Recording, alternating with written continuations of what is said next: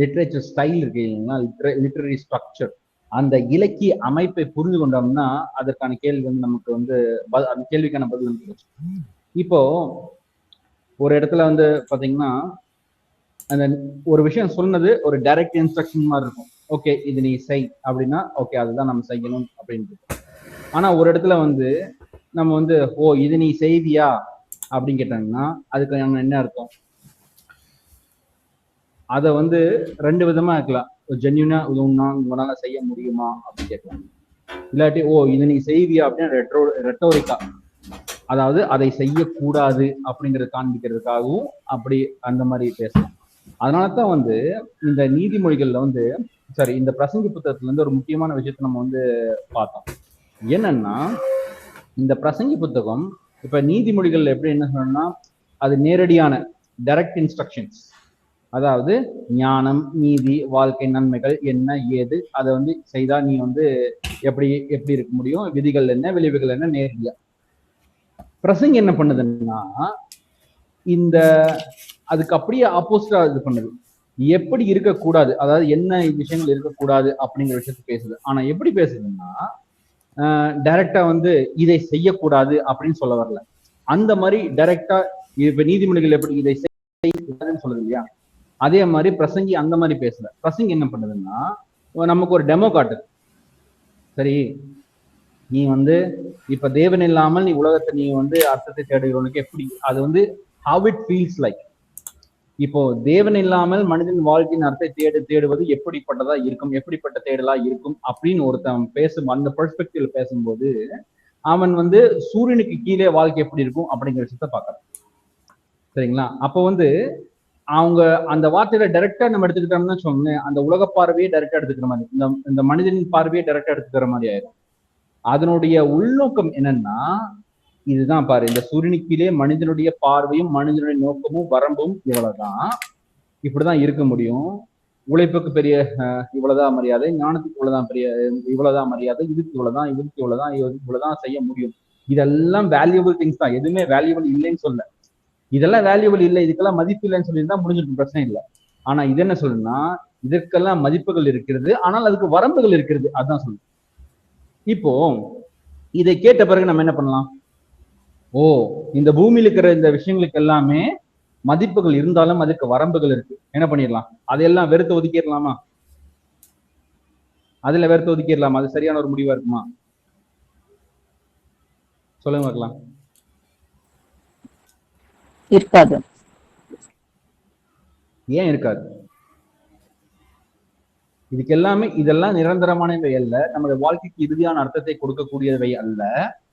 அப்ப அதெல்லாம் வெறுத்து ஒதுக்கிடலாமே, ஏன் வெறுத்து ஒதுக்க கூடாது?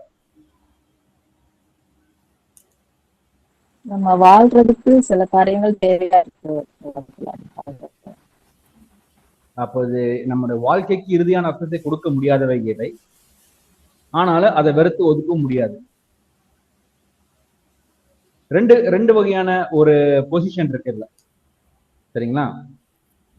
ரெண்டு வகையான பொசிஷன்ஸ் இதுல இருக்கு. என்ன அந்த ரெண்டு வகையான பொசிஷன் அப்படிங்கிறத இப்ப பார்ப்போம். இந்த முதலாவது பொசிஷன் என்னன்னா, இந்த எனக்கு வந்து இந்த உலகத்தில் கிடைக்கக்கூடிய இன்பங்கள், பெயர், புகழ் எல்லாமே எனக்கு வேணும், உலக இன்பங்களை இறுதியான நோக்கமாக கருது, அது வந்து இந்த நமக்கு கிடைக்கக்கூடிய பரிசுகளை வந்து நமக்கான இந்த ஐடியலா மாத்துறது, சரிங்களா? அது வந்து பொருளாசை, அது வேண்டாம், ஓகே தெரிஞ்சது.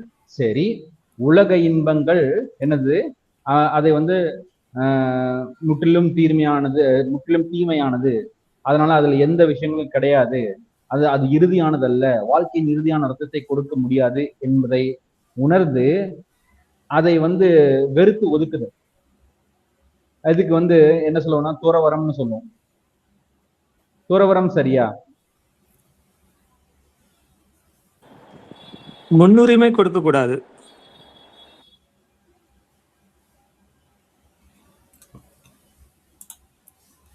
ஓகே, லெட்ஸ் வெயிட், கொஞ்சம் வெயிட் பண்ணலாம்.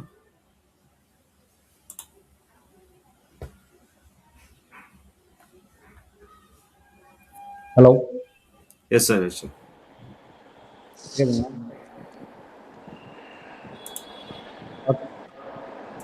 ரொம்ப சாரி, பை மிஸ்டேக் நான் வந்து வேற விண்டோ க்ளோஸ் பண்றதுக்கு இந்த விண்டோ க்ளோஸ் பண்ணிட்டேன், சாரி. ஓகே, நம்ம என்ன பேசிட்டு இருந்தோம்னா, இப்போ இந்த இந்த வாழ்க்கையில வந்து இப்போ இந்த இந்த உலகத்தின் இந்த இன்பங்கள், வெற்றிகள் இதெல்லாம் இதன் பின்னால் ஓடுவது வந்து நிலையானது இல்லை அப்படிங்கறத நம்ம பாக்குறோம். அது கரெக்ட், பிரசங்க அது ஆல்ரெடி சொல்லிடுச்சு, சரியா பாக்குறோம். சரி, அதனால நம்ம என்ன பண்ணணும், இதெல்லாம் நிலையானது இல்லை, இதையெல்லாம் வெறுத்து ஒதுக்கலாமே அப்படின்னு பார்த்தோம்னா அதுவும் சரியான பொசிஷன் கிடையாது. இவைகள் ஏன் ஏன் அப்படி பிரசங்க சொல்லுதுன்னா, அந்த இந்த விஷயங்களுக்கு மதிப்பு இல்லவே இல்லைன்னு சொல்ல வரல.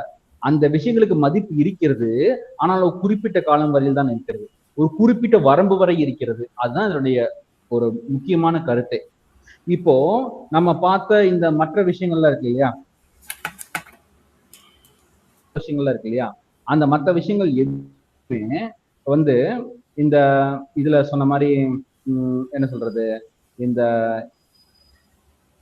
செல்வங்கள், இன்பங்கள், மனித அறிவு, அதிகாரம், தொழில் வெற்றி, இந்த குடும்ப உறவுகள், இது எல்லாமே வந்து என்ன சொல்றது, இது எல்லாமே நமக்கு தேவைதான். எதுவுமே தேவை இல்லை அப்படிங்கிறது கிடையாது. ஏன்னா இதுக்கு எல்லாமே இது வேல்யூவே கிடையாதுன்னு சொல்ல வரல. சரி, நீங்க ஒரு நல்ல கிறிஸ்துவரா இருக்கீங்க, உங்களுடைய தொழில வெற்றிக்கு வருது, அதுன்னு நீங்க சொல்லுவீங்களா? உங்களுடைய உறவுகள் செழிக்கிறது, நீங்க தவறுன்னு சொல்லுவீங்களா? இல்ல. வேதமும் அதை தவறுன்னு சொல்ல வரல. வேதம் என்ன தெளிவா சொல்ல வருதுன்னா, இந்த உறவுகள், வெற்றிகள், இது எல்லாமே இதுக்கெல்லாமே மதிப்புள்ளது. ஆனால் அது தேவனுக்கு பதிலாக அது நீங்கள் வந்து என்ன பண்ண முடியாது, நீங்க வந்து அதை எக்ஸ்சேஞ்ச் பண்ணிக்க முடியாது. தேவனுடைய இடத்தை அதுக்கு நீங்க கொடுக்க முடியாது. இந்த வாழ்க்கையின் இறுதி அர்த்தத்துக்கு நீங்கள் அதை கொடுக்க முடியாது. அதுதான் வந்து வேதம் சொல்லுது. நீங்க அதுக்கு இறுதி அர்த்தம் அதுக்கு நீங்க கொடுத்துருந்தீங்கன்னா அது பொருளாசையாக மாறிவிடும். சரிங்களா? இப்போ அதனால வந்து சரி, இது இந்த இந்த மாதிரி விஷயங்களுக்கு வந்து வெற்றிகள், இந்த நல்ல உறவுகள், இதுக்கெல்லாம் இன்பங்கள், இதுக்கெல்லாம் வந்து இதுக்கு எந்த இதுவும் கிடையாது, அதனால அதை வெறுத்து ஒதுக்குனாலும் அதுவும் ஒரு தவறான இதில் தான் போய் முடியும். ஏன் அது தவறுன்னு சொல்றாங்கன்னா, அந்த அந்த வெற்றிகள் அதெல்லாம் இருக்கு இல்லையா, இதெல்லாம் வேணாம் துறவரம் போன்றேன்னு வச்சுக்கோங்களேன், தேவனுடைய ஆசீர்வாதத்தை உதாசீனப்படுத்துவது போல ஆகும். அப்போ இதெல்லாம் தேவன் கொடுத்த இந்த ஆசீர்வாதங்கள், ஆனால் அந்த ஆசீர்வாதங்கள் ஒரு நிலைத்தன்மையாய் இதுதான் கடைசி வரைக்கும் இருக்கும், நிலைத்தன்மையுடன் இருக்கும் அப்படிங்கிற விஷயத்த மட்டும் நம்ம இருக்கும்னு சொன்னா அது தப்பு. தேவனே, நம்ம போன டைம் நம்ம பார்த்தோம் இல்லைங்களா, இந்த நாம இந்த கிளாஸ் பேசினா வேற ஆன்லைன் கிளாஸ் பேசணும் தெரியல, நம்ம இந்த பேதுரு வந்து இயேசு கிறிஸ்து வந்து சீஷரா அழைக்கிறார். அந்த வசனம் படிச்சுட்டோமா முன்னாடி? இந்த கிளாஸ் டிஸ்கஸ் பண்ணோமா? இல்ல இல்ல இல்ல.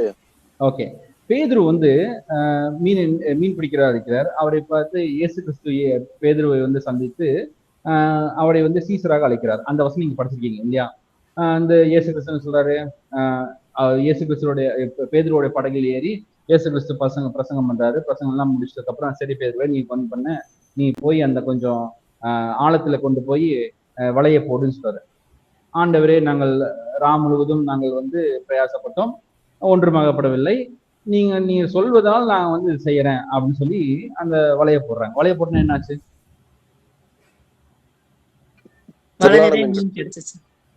ஓகே, திரளான மீன் கிடைச்சது. மீன் கிடைச்சதுக்கு அப்புறம் எவ்வளவு மீன் கிடைச்சது?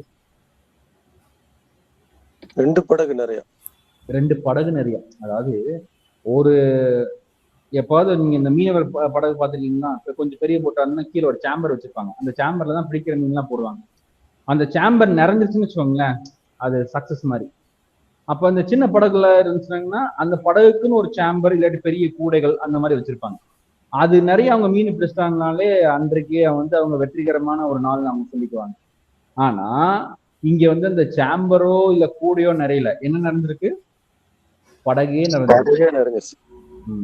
ஒரு படகு நிறைஞ்சே பேர் என்ன பண்றாரு, சைகை காட்டி இன்னொரு படகையும் கூப்பிடுறாரு. அப்ப 2 படகும் நிறைஞ்சிருச்சு. 2 படகும் நிறைஞ்ச இந்த மீனை பார்த்துட்டு பேதுருக்கு வந்து ஒரு முக்கியமான ஒரு விஷயம் பண்றாரு. அதுதான் வந்து என்னன்னா பெர்ஸ்பெக்டிவ் ஷிஃப்ட், அந்த வந்து அந்த ஃபோக்கஸ் ஷிஃப்ட். என்னன்னா, மீனை பார்த்து ஆஹா என்ன வகையான மீன்கள், நல்ல நல்ல மீன்கள் இருக்கு, இந்த மீன் இவ்வளவு விலை போகும், அந்த மீன் அவ்வளவு விலை போகும், இவ்வளவு காசு வருமே, என்ன பண்ணலாம் அப்படின்னு அப்படி யோசிக்கல. என்ன பண்ணாருன்னா, இவ்வளவு மீன்கள், இது என்னுடைய உழைப்பினால வரல, இது வந்து ஒரு அற்புதமான யார் செய்த அற்புதம் அப்படின்னு திரும்பி பார்க்கிறாரு இயேசு கிறிஸ்து. அப்போ இயேசு கிறிஸ்துவை பற்றி அவரு வந்து போக்கஸ் பண்ணும்போது, அடுத்து இயேசு கிறிஸ்து எப்படிப்பட்டவர், அவர் ஆண்டவர், உடனே தன்னை குறித்தான போக்கஸ் என்பவர். அப்ப நான் யார், நான் ஒரு பாவி. அப்ப என்ன சொல்றாரு, ஆண்டவரே நான் பாவியான மனுஷன், என்னை விட்டு அகன்று போகும். அதுக்கப்புறம் இயேசு கிறிஸ்து என்ன சொல்றாரு, எல்லாவற்றை விட்டு என்னை பின்பற்றி வா. இல்ல, பயப்படாதே பயப்படாதே, இனிமேல் மனிதரை ஓகே, பயப்படாதே, நான் உன்னை மனுஷங்களை பிடிக்கிறவாக்குவேன் அப்படின்னு சொல்லிட்டாரு. அதுக்கப்புறம் என்ன பண்ணாரு, பேதுருவும் இயேசு கிறிஸ்துவின் பின்னால் என்ன பண்ணிட்டாரு, போய் சீஷராமானார். அதுக்கப்புறம் நடந்த விஷயங்கள் எல்லாம் நமக்கு எல்லாமே தெரியும். இப்ப என்ன கேள்வின்னா, அந்த மீனுக்கு என்னாச்சு? What happened to those fishes? நான் உன்னை மனுஷரை பிடிக்கிறான்னு சொன்னாரு, எல்லாம் கரெக்டு. அப்புறம் இயேசு பின்னாடி போனாரு, அதெல்லாம் கரெக்டு. அந்த மீனுக்கு என்னாச்சு? What happened to those fishes? அப்படின்னு பார்த்தாங்கன்னா வசனம் என்ன சொல்லுதுன்னா, they brought both the boat to the shore and they left it immediately. அதாவது ரெண்டு படகுகளையும் நீங்க அவங்க கரை கொண்டு சேர்த்த பிறகு என்ன பண்ணாங்கன்னா, அந்த படகுகளை அப்படியே விட்டுட்டு போயிட்டாங்க. அவரோட வலை எடுக்கல, படகு எடுக்கல, எதுவுமே எடுக்கல. பேதுருவுடைய வாழ்க்கையின் மொத்த உழைப்பு அந்த படகு தான். ஆனா வாழ்க்கையின் அஸ்திவாரமே அந்த படகு தான். இந்த படகும் அந்த வலையும் தான்.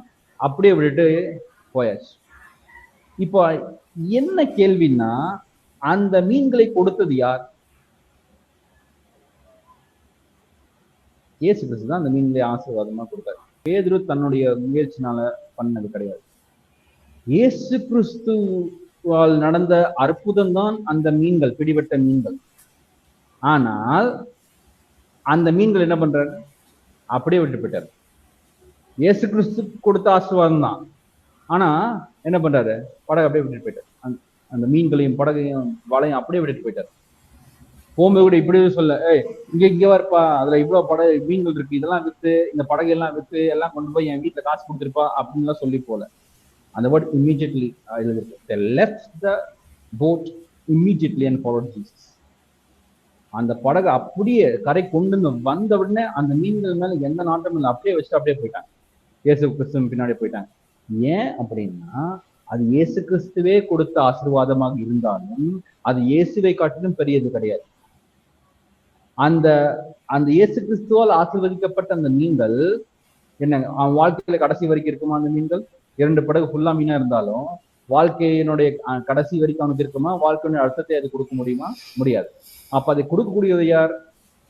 நிலையான தன்மையுடைய கர்த்தரால் மட்டும்தான் முடியும், இயேசு கிறிஸ்துவால் மட்டும்தான் முடியும். அப்ப என்னன்னா, இப்போ அந்த மீன்களோ அந்த ஆசீர்வாதமோ தப்பான விஷயம் கிடையாது. அதெல்லாம் ஆண்டவர் அருளின ஈவு, அதெல்லாம் தப்பே கிடையாது. ஆனால் அந்த மீனின் மேல் முழு நம்பிக்கை வைத்தால்தான் பிரச்சனை. நீங்க இந்த நம்ம வாழ்க்கையின் ஆசீர்வாதங்கள் என்னுடைய வாழ்க்கைக்கு இறுதியான அர்த்தத்தை கொடுக்கும் அப்படின்னு நினைச்சிட்டு அதன் பின்னாடி போவது பொருளாசை, தவறு. இந்த வாழ்க்கையின் ஆசீர்வாதங்கள் எனக்கு என்னுடைய வாழ்க்கைக்கு இறுதியான அர்த்தத்தை கொடுக்க முடியாது, அதனால எனக்கு எந்த ஆசீர்வாதங்களும் வேண்டாம் அப்படின்னு ஒதுக்கி தள்ளுவது அது துறவரம், அதுவும் தப்பு. அது தேவனுடைய ஆசீர்வாதத்தை உதாசீனப்படுத்து, அதுவும் தப்பு. இந்த ரெண்டுமே இருக்கக்கூடாது. அப்ப என்ன இருக்கணும்? நன்றி என்றது. இந்த உணவு, வேலை, உறவுகள் ஆகியவற்றை தேவனுடைய பரிசாக கருதி மகிழ வேண்டும். சிருஷ்டிகர் மீதான பயபக்தியோடு அதை அனுபவிக்க வேண்டும். புரியுதுங்களா? அதுதான் என்ன சொன்னா, அந்த வசனம் என்ன சொல்லுதுன்னா, இந்த பிரசங்கி புத்தகம் என்ன சொல்லுதுன்னா, இந்த உலக ஆசீர்வாதங்கள், இந்த உலகத்தில் காணக்கூடிய நன்மையான விஷயங்கள், இந்த செல்வங்கள், இன்பங்கள், வெற்றிகள், ஞானம், எல்லா விஷயத்திற்கும் இவை மதிப்பே இல்லைன்னு சொல்ல வரல. இதெல்லாம் ஆண்டவர் அருளின் ஆசீர்வாதங்கள். ஆனால் அதன் மீது மாத்திரம் உன்னுடைய கவனம் இருக்கக்கூடாது. அதுதான் உன்னுடைய வாழ்க்கைக்கு அர்த்தத்தை கொடுக்கும் என்று நினைக்க கூடாது. அது மட்டுமே நினைச்சீங்கன்னா அது பொருளாசையாக மாறிவிடும். இது வேண்டவே வேண்டாம், நான் இதை விட்டு நான் உதறி தள்ளி விட்டு போவேன்னு சொன்னீங்கனாலும் அது துறவரமாக மாறிவிடும். அதுவும் தவறு. ஆனா என்னன்னா, நம்ம கொடுக்கப்பட்ட ஆசீர்வாதத்துக்கு நன்றியுணர்வோடு இருந்து தேவனை நோக்கி இருக்கிறது தான் வந்து முக்கியமானது. அதுதான் இந்த டைரக்ஷன். அதுதான் இந்த வசனத்துல வந்து நீல வயது மனைவி வந்து நீ மகிழ்ந்து சந்தோஷமா அந்த துறவரத்துக்கு பின்னாடி போகாத அப்படிங்கிற ஒரு முக்கியமான விஷயம். மற்ற பல இதுல பாத்தீங்கன்னா, இப்போ உதாரணத்துக்கு வந்து ஜெயினிசம் பாத்தீங்கன்னா 2 வகையான இது இருக்கு. ஒண்ணு வந்து நீ வந்து இந்த மாங்கா வாழ்றதுக்கான ஒரு கோட்பாடுகள். அப்புறம் வந்து பாத்தீங்கன்னா இந்த ஒரு சாதாரண மனிதனாக வாழ்றது கோட்பாடுகள். இப்போ அவர்களுடைய பொறுத்த வரைக்கும் நீ வந்து துறவரம் பூண்டது வாழ்ந்தா மட்டும்தான் உனக்கு வந்து அந்த நிர்வாணம் அப்படிங்கிற விஷயத்த வந்து நீங்க அடைய முடியாங்க. அப்படி இல்லைன்னா இந்த சாதாரண மனிதனுடைய கோட்பாடுகளை வச்சு நீ வாழும்போது குறைந்தபட்சம் அதிக அந்த என்ன சொல்ற அவங்க சொல்லுவாங்க அந்த கர்மா, அந்த தப்பான பேட் கர்மா நீங்க அதிகமா பண்ணாம அடுத்த ஜென்மத்தில் நீங்கள் துறவரம் நீங்க துறவரம் எடுத்துக்கொள்வதற்கு அது வந்து கொஞ்சம் உதவியா இருக்கும். இந்த வாழ்க்கையில கொஞ்சம் நல்லா வாழ்ந்தான் அந்த கர்மன் பார்ட்டிகல்ஸ் அதிகமா உங்களை வந்து பிடிக்காது அப்படிங்கிறதுக்கான ஒரு இதுதான். அப்போ ஒரு சில சமயங்கள் என்ன சொல்லுதுன்னா, நீ துறவரம் பூண்டுவதுதான் ஒரு சரியான ஒரு வாழ்க்கை முறை, அதுதான் உன்னை வந்து தப்பிவிக்க முடியும் அப்படிங்கிறதுக்கான அந்த பல கோட்பாடுகள் இருக்கு. ஆனா பிரசங்கி என்ன சொல்ல வருதுன்னா, இது எல்லாமே மற்றவங்களும் எல்லாமே மாயின்னு வந்து என்ன பண்ற துறவிகளா மாறிடுறாங்க. ஆனா பிரசங்கி என்ன சொல்லுதுன்னா, எல்லாம் மாயை தான். எதனால மாயைன்னா, இந்த உலக பிரகாரமான இந்த ஆசீர்வாதங்கள் எல்லாம் அது முழுமையாக உபயோகமற்ற காரியங்கள் அல்ல. அதற்கும் மதிப்பு இருக்கிறது. என்ன அதற்கு காலமும் வரம்புகளும் இருக்கிறது. அது மட்டும் நம்ம புரிஞ்சுக்கிட்டு ஆண்டவரை நம்முடைய வாழ்க்கையின் அர்த்தத்துக்காக ஆண்டவரை நோக்கி இருக்க வேண்டும். அதுதான் நமக்கு சொல்லுது. அது இதற்காக நீ வந்து ஒரு துறவி ஆக வேண்டும் அப்படிங்கிறதுக்கான அர்த்தம் கிடையாது. நீ துறவியான ஆண்டவருடைய ஆசீர்வாதத்தை நீ உதாசீனப்படுத்துகிற அப்படிங்கிறதுதான் அதனுடைய அர்த்தம். சரிங்களா? அதுதான் வந்து இந்த பிரசங்கி புத்தகத்தோடைய அந்த பொசிஷன். புரியுதுங்களா? அப்ப நம்ம வந்து என்னன்னா, ஒன்று நமக்கு என்னன்னா இந்த இப்ப நம்ம உணவு, உழைப்பு, உறவுகள் இதெல்லாம் இருக்கு ஒரு சைடு. தேவனுடைய இறையாண்மைன்னு ஒரு சைடு இருக்கு. இந்த ரெண்டுமே நமக்கு இருக்கணும். அதுதான் மனநிறைவு மற்றும் ஆராதனை. அந்த சரி, இந்த உணவு, உழைப்பு, உறவுகள் இதையெல்லாம் விட்டு நீங்க வெளியே போனீங்கன்னா அது வந்து விரக்தி, வாழ்க்கையின் ஆசீர்வாதங்களை மறுப்பது. அதான் துறவரம். சரிங்களா? இன்னும் வந்து பரிசுகளையே இறுதி இலக்காக கருதுவது அது வந்து விக்கிரக ஆராதனை. செல்வம் உங்களுடைய விக்கிரக ஆராதனையா மாறிவிடும். தொழில் வெற்றி விக்கிரக ஆராதனையாக மாறிவிடும். உங்களுடைய ஞானம், உங்களுடைய உறவுகள், உங்களுடைய ஆசீர்வாதங்கள் எல்லாம் என்ன ஆகுதுன்னா அது வந்து உங்களுடைய விக்கிரகமாக மாறிவிடும். இது ரெண்டு சைடுமே இல்லாம மனநிறைவுடன் ஆராதனை செய்வது, நன்றியுணர்வோடு இருப்பதுதான் வந்து என்னன்னா ஒரு சரியான வாழ்க்கை முறை. அப்போ ஆண்டவர் கொடுத்த இந்த அன்றாட பரிசுகள், உணவு, உழைப்பு, உறவுகள், இது எல்லாம் நம்ம எடுத்துட்டு மனநிறைவோடு நன்றியுணர்வோடு ஆண்டவருக்கு நம்ம வந்து ஆராதனை செய்ய வேண்டும். சரிங்களா? அப்போ ஈவுகளை வழங்குபவர் அந்த ஈவுகளை விட பெரியவர் என்பதை நினைவில் கொண்டு மகிழுங்கள். அதுதான் வந்து பேதுரும் பண்றாரு. இந்த ஈவுகள், இந்த 2 படகுகள் முழுவதும் வந்து மீன்களை கொடுத்தவர் யாரு? இயேசு கிறிஸ்து. அவர் என்ன புரிஞ்சுக்கிட்டாருன்னா, இந்த ஈவுகளை விட பெரியவர் யாரு? இந்த ஈவுகளை வழங்குபவர் தான். இதுதான் வந்து இந்த பிரசங்கி புத்தகத்தோட ஒரு சிம்பிளான விஷயம். இது எல்லாமே மாயை. ஏன் மாயை? இவை வந்து நிலையற்றவை, வரம்புகளுடையது, வரையறைக்குட்பட்டது. அதனால்தான் இதை மாயை என்று சொல்றார். இது முழுவதுமாக அர்த்தமற்றதுன்னு சொல்ல வரல. இந்த நம்முடைய வாழ்க்கை ஈவுகள் என்ன? அது வந்து அதுக்கு மதிப்பு இருக்கிறது. ஒரே ஒரு பிரச்சனை தான், அதுக்கு லிமிடேஷன்ஸ் இருக்கு, அவ்வளவுதான். அதுக்கு வரம்புகள் இருக்கிறது, வரையறைகள் இருக்கிறது, அவ்வளவுதான் அதுல. ஆனா அது வந்து முழுமையான வாழ்க்கையின் அர்த்தத்தை கொடுக்க முடியாது. அது ஈவுகள் தான். ஈவுகளை வழங்குபவர் தான் உங்களுடைய வாழ்க்கைக்கு முழுமையான அர்த்தத்தை கொடுக்க முடியும். அப்போ அந்த ஈவுகளை நீங்கள் பெற்றுக்கொண்டு நன்றி உணர்வோடு ஆண்டவரை ஆராதிக்கிறது தான் சரியான வாழ்க்கை முறை அப்படிங்கிற விஷயத்தை தான் வந்து இந்த இந்த பிரசங்க புத்தகத்தில் நம்ம பார்க்கலாம். இது புரிந்ததுங்களா?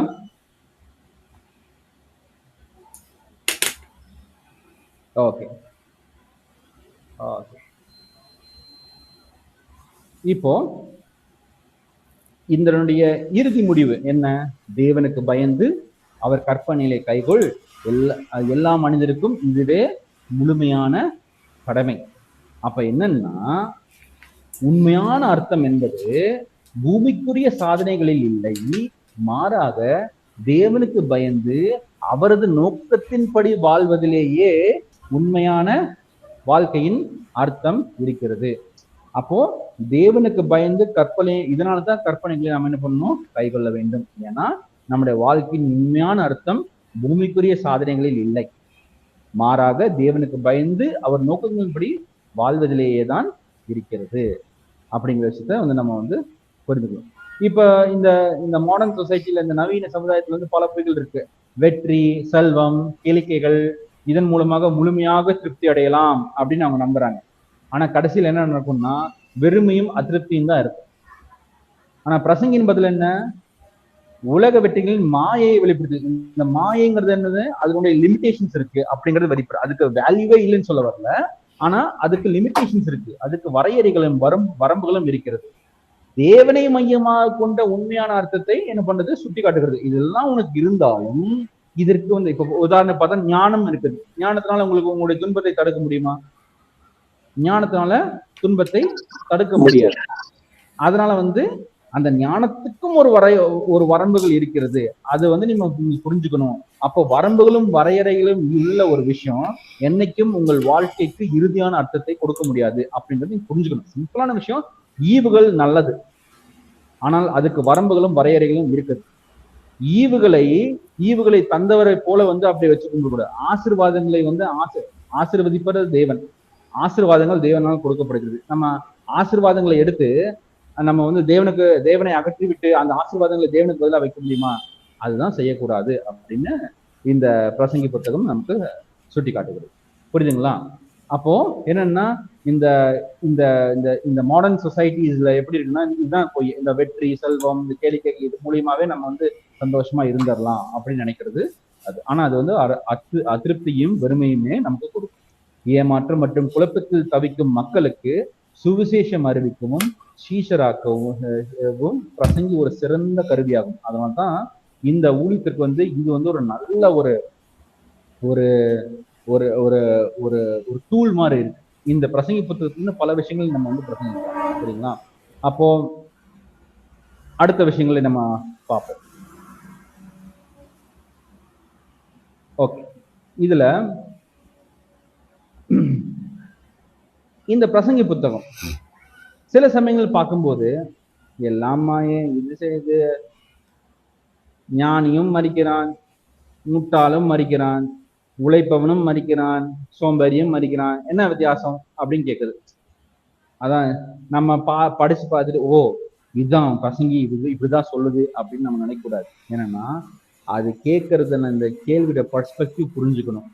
இந்த பிரசங்கி என்ன பண்ணுதுன்னா, ஆண்டவர் இல்லாமல் வாழ்க்கை அர்த்தத்தை தேடும்போது இப்படிதான் தெரியும், நம்பிக்கையற்றதாக தெரியும் அப்படிங்கிறத முதல்ல நமக்கு புரிய வைக்கணும். அந்த லிட்டரரி ஸ்டைல், அதாவது இதனுடைய இலக்கிய அந்த அமைப்பை நம்ம கண்டிப்பா புரிந்து கொள்ளணும். இலக்கிய அமைப்பை நீங்க புரிந்து கொள்ளவில்லை என்றால் இது வந்து இந்த பிரசங்கி புத்தகத்தை தவறாக புரிந்து கொள்வதற்கு அதிகமான வாய்ப்புகள் இருக்கிறது. சரிங்களா? இப்போ இந்த பிரசங்கி புத்தகம் ஒரு நிராசையின் பயணம் அல்ல, இது ஒரு கண்டுபிடிப்பின் பயணம். ஆனா பிரசங்கி புத்தகத்தை ஆரம்பத்துல படிச்சு பார்க்கும்போது அது ஒரு நிராசையின் பயணமாக என்ன எல்லாம் படிச்சு என்ன பண்ணி என்ன வேலை செஞ்சு என்ன பண்றது, எல்லாமே வேஸ்ட் அப்படிதானே பிரசங்கி சொல்லுது அப்படிங்கிற மாதிரி தான் தெரியும். ஆனால் அது அதை சொல்ல வரல. தேவன் இல்லாமல் எப்படியெல்லாம் நம்பிக்கைன்றதாகவே தெரியும். அதனால உனக்கு நம்பிக்கை வேணும்னா எதை வச்சு தேடணும் அப்படி இன்டைரக்டான கேள்வி கேட்கறது தான் இந்த புத்தகம். சரிங்களா? அதனால் இது என்ன பண்ணுது? நிராசையான ஒரு பயணம் அல்ல. ஏன்னா இது பொய்யான நம்பிக்கைகளை அகற்றுகிறது. நீ ஞானத்து மேல நம்பிக்கை வைக்கிறியா? அதை அகற்றுது. உன் செல்வத்தின் மேல நீ நம்பிக்கை வைக்கிறியா? அதை அகற்றுகிறது. உன் இன்பங்களின் மேலும் வெற்றிகள் மேலும் நீ நம்பிக்கை வைக்கிறியா? அதை அகற்றுகிறது. உலக பிரகாரமான எதிர்பார்ப்புகள் மேல நம்பிக்கை வைக்கிறியா? அதை அகற்றுகிறது. அதான் இந்த பிரசங்கம் என்ன சொன்னா, பொருட்செல்வம் மற்றும் இன்பங்களின் மாயை காட்டுகிறது, உலக பிரகாரமான எதிர்பார்ப்புகளின் வீழ்ச்சியை காட்டுகிறது. அப்போ இதெல்லாம் காட்டும்போது அது என்ன இண்டிகேட் பண்ணுது?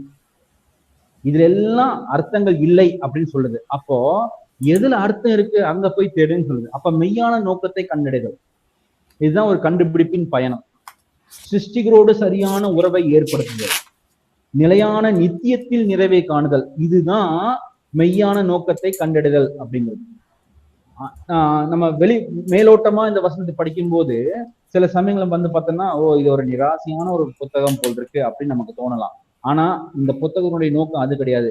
நிராசை எதுன்னு உங்களுக்கு சுட்டி காட்டி, அதனால் நீங்கள் வந்து மெய்யான நோக்கத்தை எப்படி தேடணும் அப்படிங்கறத வந்து இந்த புத்தகம் வந்து நமக்கு அந்த அந்த தேடுதலுக்கு ஒரு சரியான வழிகாட்டியாக இருக்கிறது.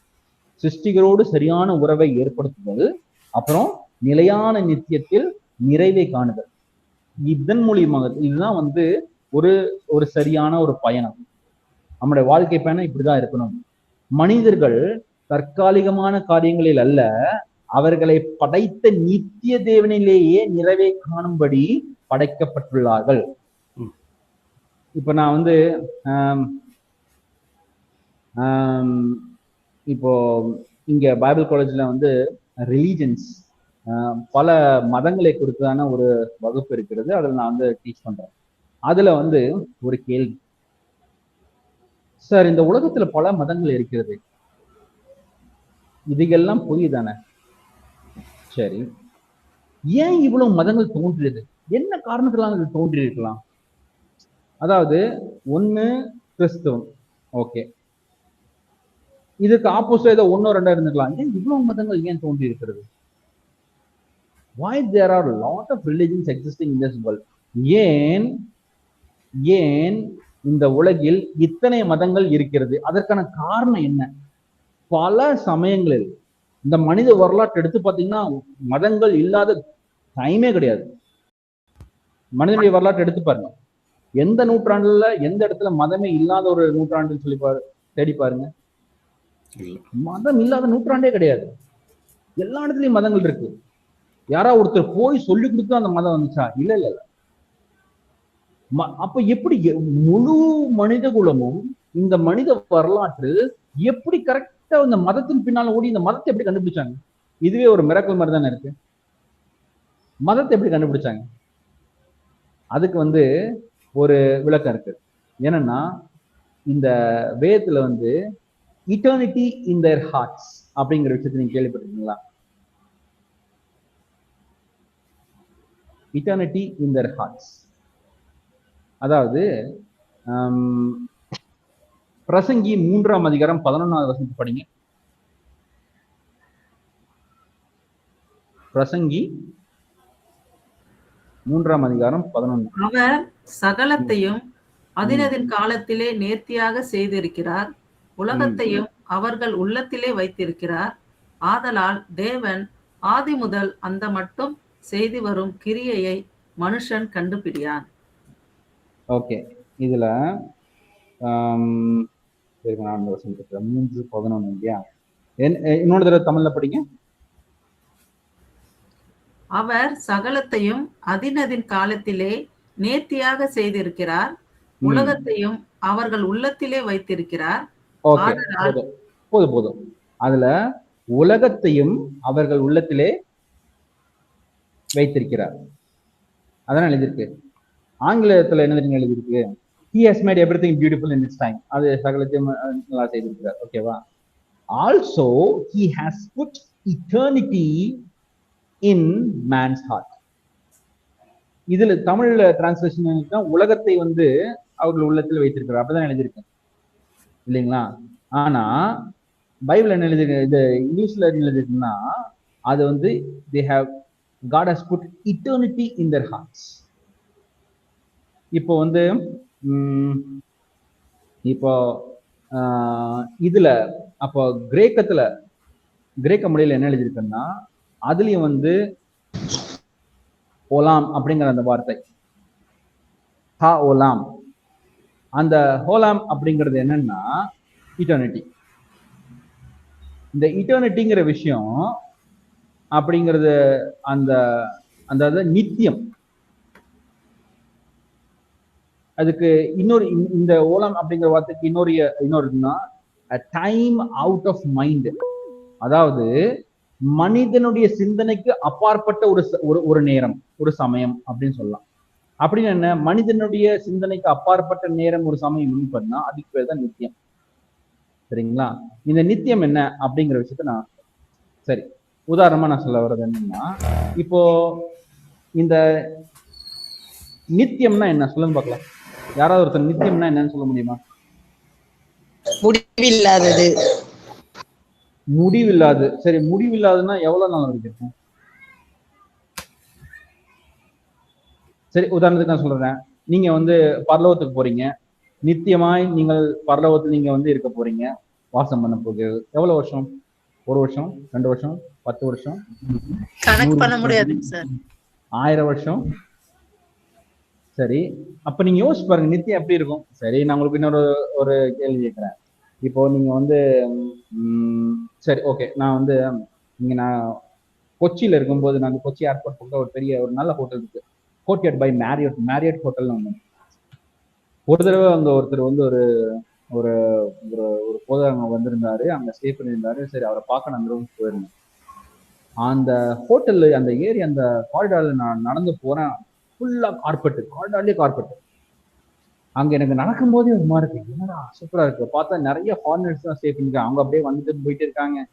அப்படியே உள்ள போனா சரியான ரூம், செம்மையா இருக்கு.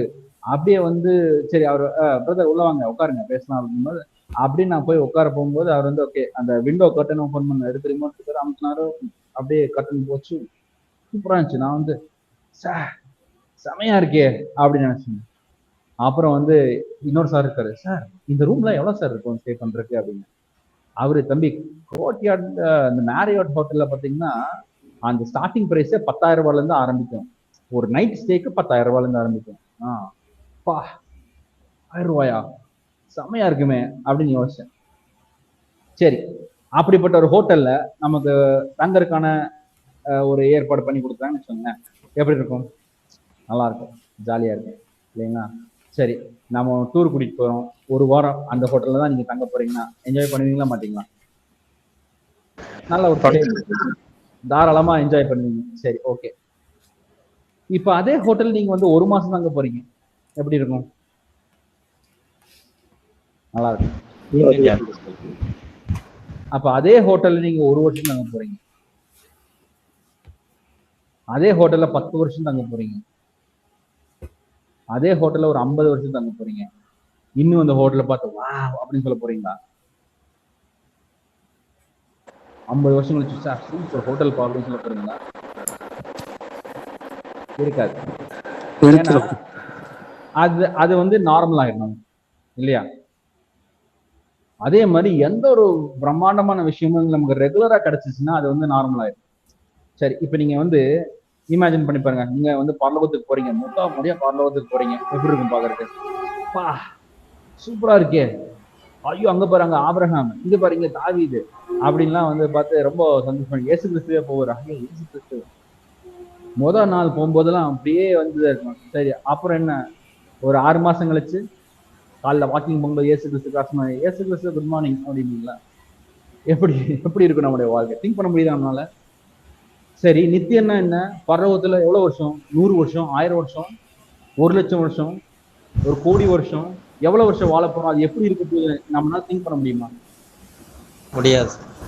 அப்ப வந்து இந்த நித்தியம் அப்படிங்கிற ஒரு விஷயம் மனிதனுடைய சிந்தைக்கு அப்பாற்பட்ட ஒரு நேரம், அப்பாற்பட்டதான ஒவ்வொரு நாளும் புதுமையா இருக்குல்லங்க.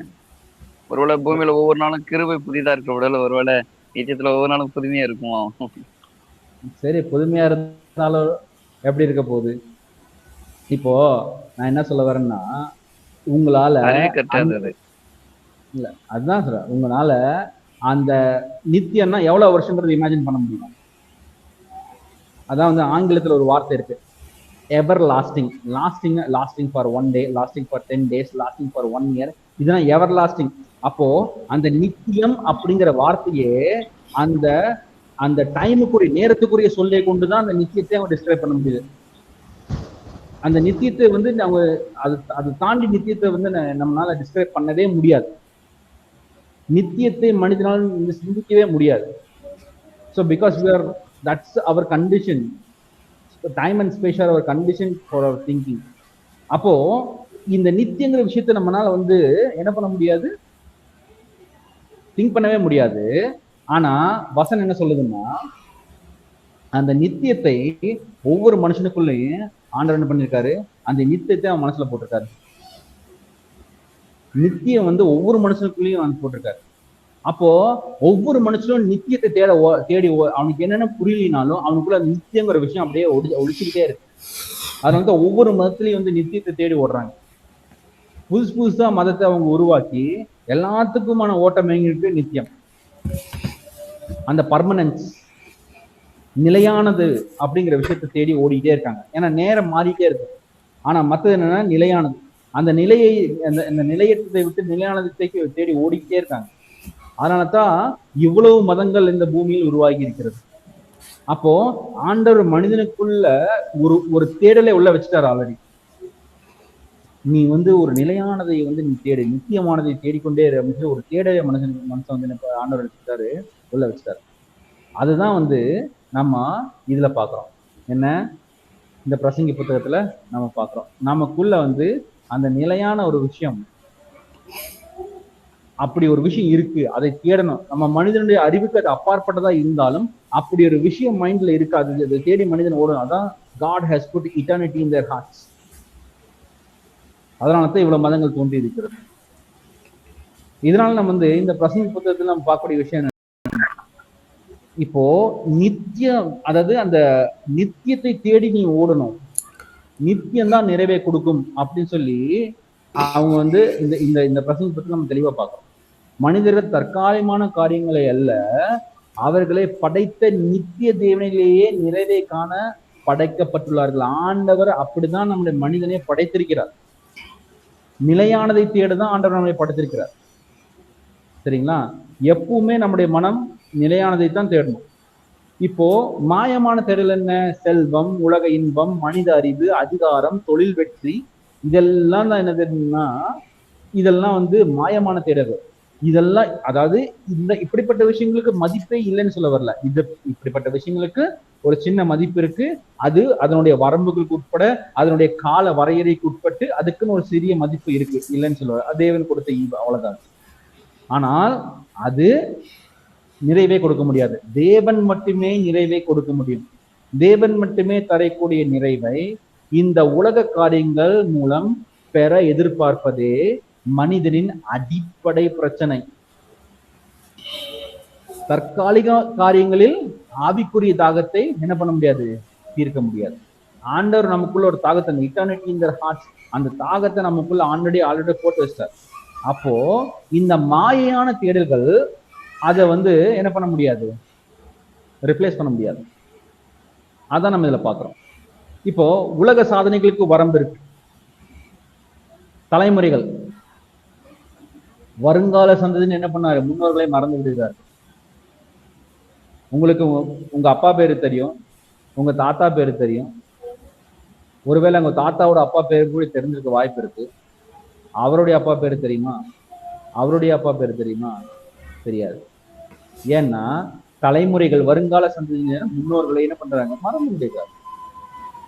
நம்மளும் அப்படிதான். இப்ப இயேசு கிறிஸ்து வருவதற்கு 2ஆம் வருகைக்கு தாமதமானால் ஒரு 5 தலைமுறை போனா உங்க பேரு எங்க பேரு நம்ம குடும்பத்தில் யாருமே ஞாபகம் வச்சுக்க மாட்டாங்க. அப்போ தலைமுறைகள் என்ன பண்ணும், வருங்கால சந்ததியினர் முன்னோர்களையும் மறந்து விடுகிறார்கள். செல்வம் என்ன பண்ணும், நீங்க எவ்வளவு வேணா சம்பாதிச்சு வச்சிருக்கலாம், என்ன ஆகும், செல்வம் கை மாறும், அது அடுத்த சந்தைக்கு போயிடும். கட்டிடங்கள் காலப்போக்கில் என்ன ஆகுது, அழிந்து போகுது. நான் பெரிய பில்டிங் கட்டியிருக்கேன், அவ்வளவு பெரிய வீடு, என்ன ஆகும், அந்த பில்டிங்க்கு வருது. இப்ப நீங்க வந்து பாத்தீங்கன்னா, இப்பவே நீங்க வந்து நீங்க வந்து இந்த ஹவுசிங்க்கு அதுக்குன்னு சில ஆப் இருக்கு. அதாவது ஒரு வாடகை வீடு பாக்குறது அப்படின்னா அதுல ஒரு ஆப்ஷன் இருக்கு. என்ன ஆப்ஷன்னா, how many years old building, எவ்வளவு பழமையான பில்டிங் அப்படின்னு. ஏன்னா அந்த பில்டிங் ஒரு 30 வருஷம் 40 வருஷம் பில்டிங் அந்த வீட்டுக்கு வாடகைக்கு போக முடியும். ஏன்னா பழைய பில்டிங் அது சீக்கிரமா முடிஞ்சு. ஆனா அந்த பில்டிங்க்கு கட்டிடங்களுக்கும் என்னதுன்னா ஒரு காலப்போக்கில் அது அழிஞ்சுவிடும். புகழும் அவ்வளவுதான், காலப்போக்கில் என்ன ஆகும், புகழும் மங்கிவிடும். அப்போ தேவனுடைய நித்திய நோக்கம் மட்டுமே நிலைத்திருக்கும். சாதனைகளை ஒரு விக்கிரகமாக மாற்றும் போது ஏமாற்றம் மட்டுமே மிஞ்சும். சரிங்களா? அடுத்து இப்போ ஞானத்தின் நன்மைகள், ஞானத்துக்கு நன்மை இருக்கு, அதான் சொல்றேன். இப்போ இந்த இப்ப நம்ம பார்க்கக்கூடிய எல்லா விஷயங்களுக்கும் அதனுடைய மதிப்புகள் இருக்கு, அதுக்கு நன்மைகளும் இருக்கிறது. ஒரே ஒரு கண்டிஷன் தான், அதுக்கு ஒரு வரம்பு இருக்கு, லிமிடேஷன்ஸ் இருக்கு. அதை மட்டும் நம்ம புரிஞ்சுக்கணும், வேற எதுவுமே இல்லை. ஆண்டவர் சொன்னாரு, இதெல்லாம் நான் கொடுக்கக்கூடிய ஈவுகள், இதெல்லாம் நான் கொடுக்கக்கூடிய ஆசீர்வாதங்கள், இந்த ஆசீர்வாதங்களை எடுத்து நீ சந்தோஷமா இரு, தப்பே கிடையாது. வெற்றிகரமான வாழ்க்கையை வாழு, நன்மைகளை பெற்றுக்கொள், தப்பே கிடையாது. ஆனா என்னன்னா, எனக்கு பதிலாக அதுதான் கடவுள் தூக்கி நீ விக்கிரக ஆராதனை பண்ணிடாத, ஏன்னா அதெல்லாம் நிலையற்றது. நீ நிலையானதை நோக்கி மட்டும் தேடி ஓடிப்போ அப்படிங்கிற விஷயம் மட்டும் தான் நம்ம பார்க்கறோம். சரிங்களா? அப்ப ஞானத்தின் நன்மைகள் என்ன? சிறந்த முடிவுகளை எடுக்க உதவுகிறது. நல்ல விஷயம். ஞானத்தை நீங்க தேடுறது நல்ல விஷயம் தான். சிறந்த முடிவுகளை எடுக்க உதவுகிறது. தேவையற்ற சிக்கல்களை தவிர்க்கிறது. இதெல்லாம் ஞானத்தின் என்ன சொல்றது, நன்மைகள், தப்பே கிடையாது. ஆனா ஞானத்துக்கு வரம்புகள் இருக்கு. என்ன? பாடுகளை முற்றிலுமாக நீக்க முடியாது. எனக்கு ஞானம் இருக்கு, அதனால உங்களுடைய வாழ்க்கையில் வர பாடுகள் எல்லாத்தையும் நீங்க முற்றிலுமா நீக்க முடியுமா? நீக்க முடியாது. மரணத்தை தடுக்க முடியுமா? மரணத்தை தடுக்க முடியும். எவ்வளவு பெரிய ஞானியா இருந்தாலும் மரணத்தை தடுக்க முடியுமா? மரணத்தை தடுக்க முடியாது. வாழ்க்கையில் உள்ள அனைத்து ரகசியங்களையும் ஞானத்தினால் விளக்க முடியுமா? விளக்க முடியாது. எல்லாவற்றிற்கும் என்னதுன்னா ஒரு வரம்புகளும் வரையறைகளும் இருக்கிறது. ஞானம் பல நன்மைகளை கொடுத்தாலும் அதற்கும் வரம்புகள் இருக்கு. பாடுகளை முற்றிலுமாக நீக்க முடியாது, மரணத்தை தடுக்க முடியாது, வாழ்க்கையின் அனைத்து ரகசியங்களையும் விளக்க முடியாது. அப்ப என்ன? ஞானம் ஒரு அருமையான பரிசு, சந்தேகமே கிடையாது. ஆனால் அது தேவனை சார்ந்திருப்பதற்கு மாறாக அமைய முடியாது. தேவனை சார்ந்து அதுக்கு பதிலாக ஞானத்தை வைத்துக் கொள்ளலாம்னு கிடையவே கிடையாது. அப்படி நீங்க தேவனை ரிப்ளேஸ் பண்ண முடியாது. அப்போ இது என்ன சொல்லுதுன்னு, நமக்குள்ள ஒரு தாழ்மையை உருவாக்குறது. என்னதான் நீ ஞானியா இருந்தாலும் அதற்கும் ஒரு வரம்புகள் இருக்கிறது. அதனால் தேவனை சார்ந்திருப்பதே நலம். அதற்கு மாற்றாக நான் ஞானத்தை என் வாழ்க்கையை எடுத்துக்கொள்ள முடியாது அப்படிங்கிறது புரிந்து கொள்ளும் போது நமக்கு ஒரு தாழ்மையை கற்றுக். சரிங்களா? அப்போ எல்லாத்துக்கும் ஒரு காலம், அதான் சொன்னேன், இன்பத்துக்கும் ஒரு காலம், துன்பத்துக்கும் ஒரு காலம், லாபத்துக்கு ஒரு காலம், நஷ்டத்துக்கு ஒரு காலம், வெற்றிக்கு ஒரு காலம், தோல்விக்கு ஒரு காலம். அதுதான் நம்ம இதுல பாக்குறோம். அப்போ இதுதான் தேவனுடைய தேவனுடைய பரிபூர்ண இறையாண்மை நமக்கு தெரிகிறது. மனிதனால் காலத்தையும் சூழ்நிலைகளையும் கட்டுப்படுத்த முடியாது. ஆனால் புரியாத சூழ்நிலைகளிலும் தேவன் செயல்படுகிறார் என்கிற நம்பிக்கையானது பொறுமையையும் விசுவாசத்தையும் தருகிறது. நமக்கு அந்த பொறுமை, தாழ்மை, அடக்கம், விசுவாசம் இதெல்லாம் எங்கிருந்து வருதுன்னா, நமக்கு புரியாத சூழ்நிலையிலும் வரும், நமக்கு இக்கட்டான சூழ்நிலைகளிலும் வரும். அந்த சூழ்நிலைகளிலும் தேவன் செயல்படுகிறார் அப்படிங்கிற ஒரு நம்பிக்கை நமக்கு இருக்கும்போது அந்த பொறுமை, விசுவாசம், அடக்கம் எல்லாமே நமக்கு அதுல வரும். அப்போ வாழ்க்கையில் ரகசியங்களோடு வாழ்வு, நீதிமான்கள் பாடுபடுவதும் துன்மார்க்க செழிப்பதும் ஏன் இப்படிங்கிற கேள்வி நமக்கு இருக்கு. இப்ப என்ன, கல்வி, தொழில்நுட்பம் மூலம் எல்லா பிரச்சனைகளையும் தீர்க்க முடியும்னு சொல்லி இப்ப இருக்கிற இந்த மாடர்ன் கல்ச்சர், நவீன கலாச்சாரம் சொல்லுது. வாழ்க்கையில ஆழமான ரகசியங்கள் இவற்றால் விளக்க முடியவில்லை. பெருமை மற்றும் இறுதி ஏமாற்றம் தான் அதனுடைய முடிவா இருக்கிறது. அப்போ வேதாகம விசுவாசம் என்ன சொல்லுது? தேவனுடைய ஞானம் மனித அறிவிற்கு அப்பாற்பட்டது. அப்போ தேவனுடைய இந்த வேதாகம விசுவாசம் என்பது நிராசை அல்ல, மாறாக தேவனுடைய பெரிய நோக்கத்தின் மீது நம்பிக்கை வைக்க உதவுகிறது. அப்போ இந்த வேதாகம விசுவாசம் நமக்கு என்ன சொல்லணும்னா, ஆவிக்குரிய முதிர்ச்சியையும் நமக்கு ஒரு அமைதியையும் இது நமக்கு கற்றுக் கொடுக்கிறது. அதான் இப்படிதான் இப்ப தேவனால் அருளப்பட்ட இந்த ஈவுகளை, தேவனுடைய ஆசீர்வாதங்களை அனுபவித்தல். நான் முன்னாடியே இந்த கிளாஸோட பிகினிங்ல நான் சொன்னேன் இல்லையா, இப்போ இந்த உலக இன்பங்கள் எல்லாமே இறுதியான நோக்கமாக நம்ம கருதினால் என்ன ஆகும்? அந்த வாழ்க்கையில் நமக்கு கிடைத்த அந்த இன்பங்கள், வெற்றிகள் எல்லாத்தையும் நம்ம என்ன பண்ண ஒரு விதரமாக மாத்திடுவோம். ஆண்டவருக்கு பதிலாக அதை வச்சிருவோம். அது பொருளாசை. இன்பங்களை முற்றிலும் தீமையானது நினைச்சது முற்றிலும் நிராகரித்தவனா தேவனுடைய ஆசீர்வாதத்தை உதாசீனப்படுத்திடும். அது அந்த துறவரமும் ஒரு தவறான விஷயம். என்ன ஒரு கரெக்டான பொசிஷன் என்னன்னா, பீயிங் கிரேட்ஃபுல், நன்றியுணர்வு. உணவு, வேலை, உறவுகள், வெற்றிகள் எல்லாமே தேவனுடைய பரிசாக கருதி மகிழ்தல். சிருஷ்டிகர் மீதான பயத்தோடு பயபக்தியோடு அதை அனுபவித்தல். நன்றி உணர்வு என்பது சாதாரண அனுபவங்களை ஆராதனையாக மாற்றுகிறது. அதான் ஒரு முக்கியமான விஷயம். உங்களுக்கு இன்னைக்கு நல்ல கிடைக்கக்கூடிய அந்த உணவு, நீங்க உங்களுக்கு நல்ல கிடைக்கக்கூடிய இந்த உறவுகள், உங்களுக்குடைய வெற்றிகள் எல்லாமே என்ன பண்ணுதுன்னா, இதுக்கு எல்லாமே நீங்க ஆண்டவருக்கு நன்றி செலுத்த ஆரம்பிச்சுன்னு. இப்ப நாம ஒரு உணவை நீங்க சாப்பிட்றீங்க, நீங்க உதாரணமாக சொல்றேன், ஒரு ஃபார் எக்ஸாம்பிள் லேடிஸ் என்ன பண்ணீங்க, ஏதோ ஒரு விஷயம் நீங்க சமைக்கிறீங்க, ஒரு புதுசா ஒரு டிஷ் சமைக்கிறீங்க, ஒரு புதுசா ஒரு ஒரு ஒரு ஒரு ஃபிஷ்லையோ இல்லை சிக்கன்லையோ மட்டன்லையோ ஏதோ ஒரு விஷயம் புதுசா நீங்க சமைக்கிறீங்க. சமைக்கும் போது அதுல ஒரு நல்ல ஒரு டேஸ்டா சக்சஸ்ஃபுல்லா வந்துருச்சு. அப்ப என்ன பண்ண, ஆண்டவரே இந்த உணவை இப்படி நான் சக்சஸ்ஃபுல்லா சேர்க்கிறீங்க, அந்த டேலண்ட் கொடுத்தீங்க, அந்த அறிவு கொடுத்தீங்க, நன்றி அப்படின்னு ஒரு நன்றி உணர்வு வரும்போது அந்த சாதாரண சமையலும் ஒரு ஆராதனையா மாறுது. அதுதான் வாழ்க்கையினுடைய ஒவ்வொரு காரியங்களும், அன்றாட வாழ்க்கையில் நம்ம செய்யக்கூடிய எல்லா விஷயமும் ஆண்டவருக்கு நன்றி உணர்வோடு நம்ம அதை செய்தால் அந்த ஒவ்வொரு காரியம் என்னவா மாறிடும்னா ஆண்டவருக்கான ஆராதனையாக மாறிடும். அதுதான் இது நம்ம வாழ்க்கையில செய்யக்கூடிய முக்கியமான ஒரு விஷயமா இருக்கு. நன்றியுணர்வு என்பது சாதாரண அனுபவங்களை ஆராதனையாக மாற்றுகிறது. சாதாரண அனுபவம் என்ன? சமைக்கிற அனுபவம், சின்ன ஒரு அனுபவம், எல்லா விஷயங்களையும் ஒரு நல்ல சின்ன சின்ன விஷயங்களா இருக்கும். அதற்கு ஆண்டவரே நன்றி அப்படின்னு சொன்னீங்க. அந்த நன்றி உணர்வு அந்த சின்ன சாதாரண அன்றாட அனுபவங்கள் என்ன பண்ணுது? ஆராதனையாக மாறுகிறது. அப்போ நம்முடைய வாழ்க்கையின் இறுதியான இலக்கு என்ன? தெய்வ பயம், கர்த்தருக்கு பயப்படும் பயம். நமக்கு எல்லாமே இருக்கு, வேலை இருக்கு, இன்பம் இருக்கு, ஞானம் இருக்கு, உறவுகள் இருக்கு, வெற்றிகள் இருக்கு, எல்லாமே இருக்கு. ஆனால் இது எல்லாத்தையும் விட ஒரு இறுதியா நம்ம வாழ்க்கையின் இறுதியான இலக்கு என்ன? கர்த்தருக்கு பயப்படுகிற பயம். இந்த கர்த்தருக்கு பயப்படுகிற பயம் என்றால் என்ன அப்படின்னு சொல்லி நம்ம நீதிமொழிகள் படிக்கும் போதே அதை நம்ம தெளிவா நம்ம படிச்சிட்டோம். அதனால நான் திரும்பி ரிப்பீட் பண்ண வேண்டியதில்லைன்னு நான் நினைக்கிறேன். அப்போ பக்தி மற்றும் பெருமதிப்பு, தேவனுடைய அதிகாரத்துக்கும் பரிசுத்தத்திற்கும் கீழ்ப்படுதல் அப்படிங்கிற பல விஷயங்கள் நம்ம பார்த்தோம். அப்போ கர்த்தருக்கு பயப்படுதலே மனிதனின் முழுமையான கடமையாகும். இதுவே வாழ்க்கையின் மையமாக இருந்து நமது தேடல்களுக்கு முழுமையான அர்த்தத்தை அளிக்கிறது. இதுவே ஞானத்தின் ஆரம்பமும் அதன் முடிவும் ஆகும். சரிங்களா? கர்த்தருக்கு பயப்படுதலே மனிதனின் முழுமையான கடமையாகும். இதுவே வாழ்க்கையின் மையமாக இருந்து நமது தேடல்களுக்கு உண்மையான அர்த்தத்தை அளிக்கிறது. இதுவே ஞானத்தின் ஆரம்பமும் முடிவுமாகும். அப்போ இதனால நம்முடைய வாழ்க்கையில் ஏன் இந்த விஷயம் நடக்கிறது என்ன அப்படிங்கிற விஷயம் நம்ம வாழ்க்கையுடைய அன்றாட வாழ்க்கையினுடைய நம்முடைய அந்த வாழ்க்கையின் கோட்பாடுகளை இதிலிருந்து நம்ம எடுத்துக்கலாம். இப்போ சில சமயங்கள் நமக்கு அடுத்த கேள்வி வரும், எப்படி தெய்வீக நியாய தீர்ப்பு எப்படி இருக்கும் அப்படிங்கிறது. சில சமயம் பாத்தீங்கன்னா, ஓகே இந்த இடத்துல இந்த துன்மார்க்கன் நல்லா வாழ்றான், நீதி உள்ளவனுக்கு துன்பங்கள் வருகிறது அப்படின்னு பல விஷயங்கள் இருக்கு. ஆனா நம்ம புரிந்து கொள்ள வேண்டிய விஷயம் என்னன்னா, தெய்வீக நியாயத்திற்கும் நம்முடைய பொறுப்புணர்வு. நம்ம என்ன, தேவன் சகல கிரியைகளையும் நியாய தீர்ப்பிலே கொண்டு வருவார், அதுல சந்தேகமே கிடையாது.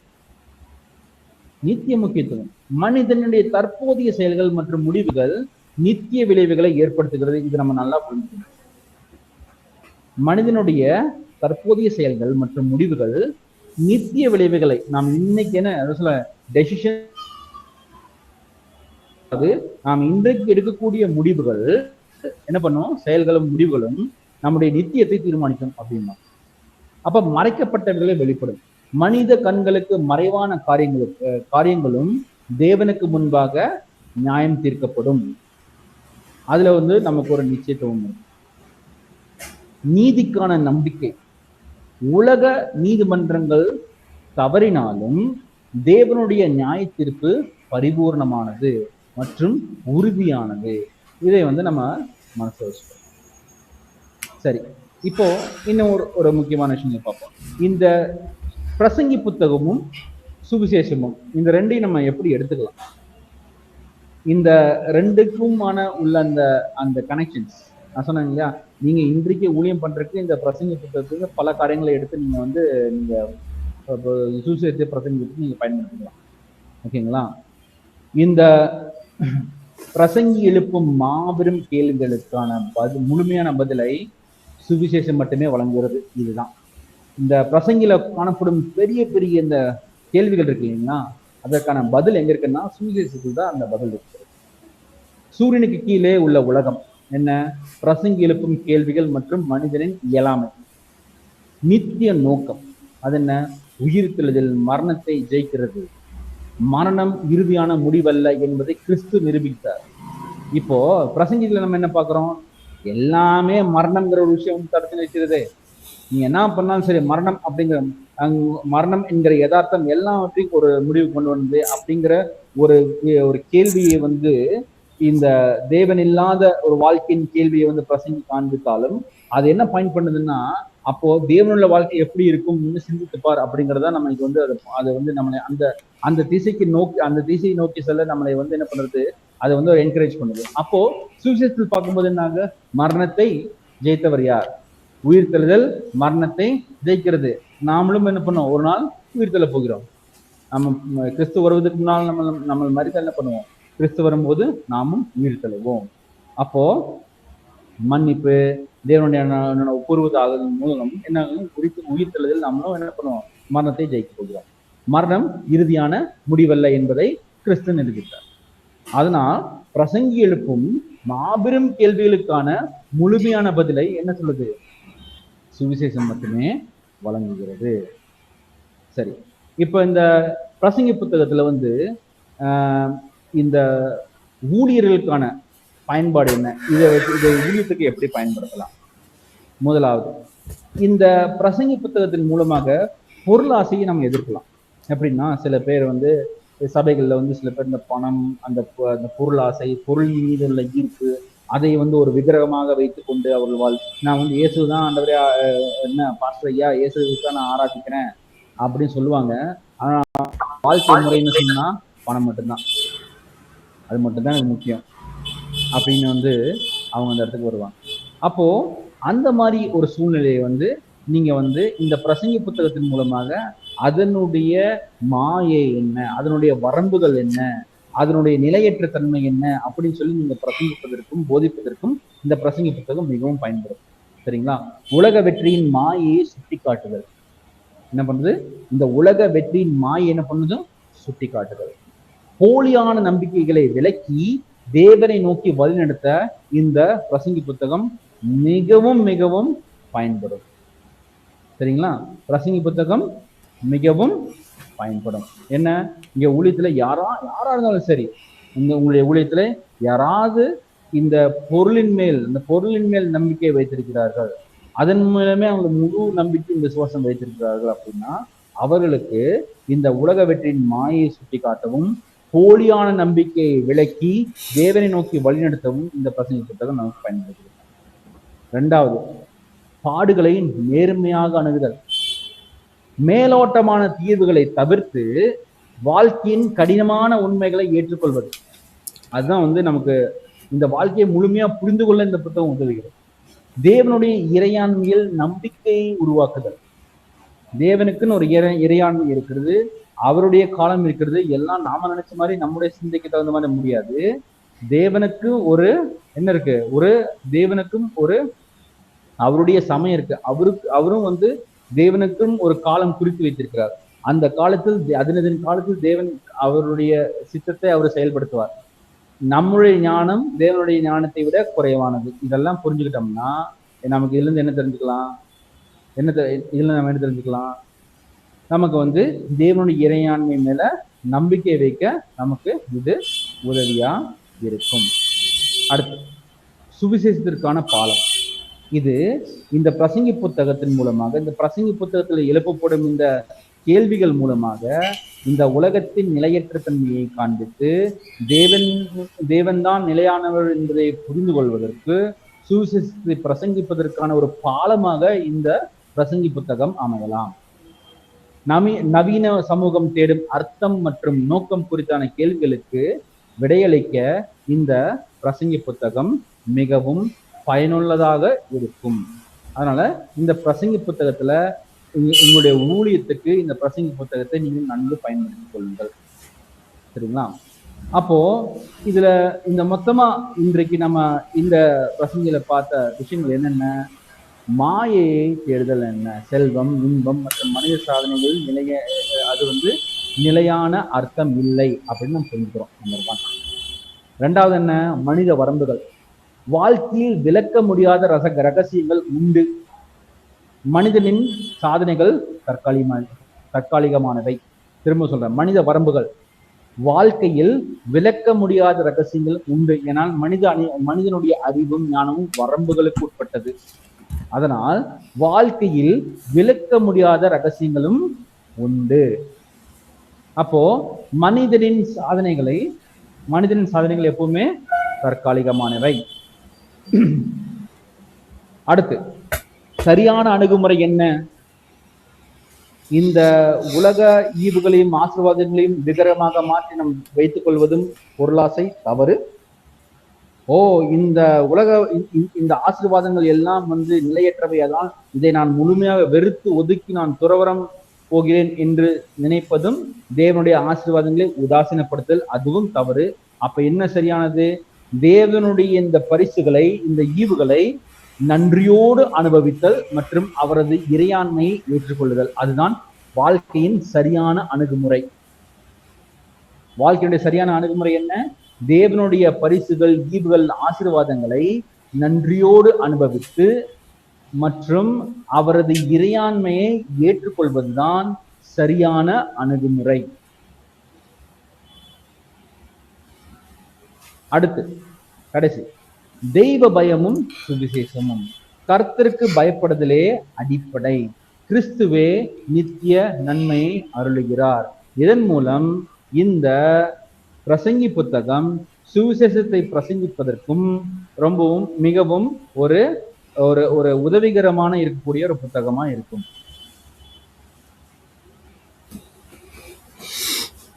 சில கேள்விகள் நீங்களே இதை கேட்டு நீங்க இந்த விஷயத்துக்கு பதில் இருக்கா, நீங்க கற்றுக்கொண்டீங்களான்னு நீங்களே உங்க மனசுக்குள்ளே நீங்க இதுக்கு பதில் தந்து நீங்க தெரிஞ்சுக்கலாம்.